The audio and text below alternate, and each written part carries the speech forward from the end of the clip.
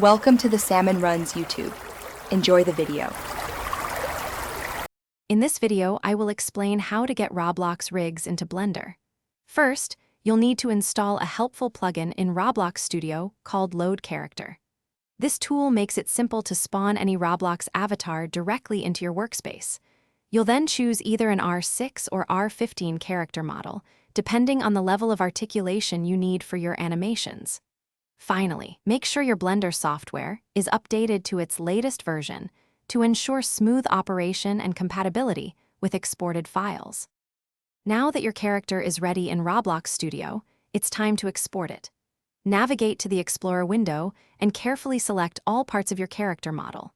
Right-click on your selection and choose the Export Selection option from the menu. You'll want to save your character as either an OBJ or FBX file.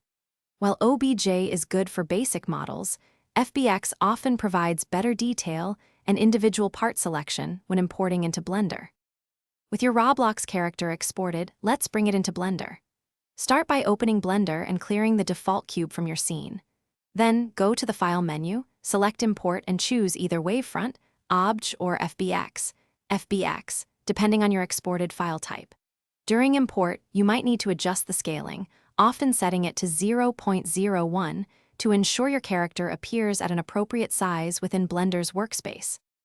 Once your character is in Blender, it's time for rigging and posing. You can use Blender's native rigging tools or explore community-made Roblox rigs, which often come with preset bone structures. Carefully align the armature bones with your character's mesh to ensure smooth and natural deformation during movement.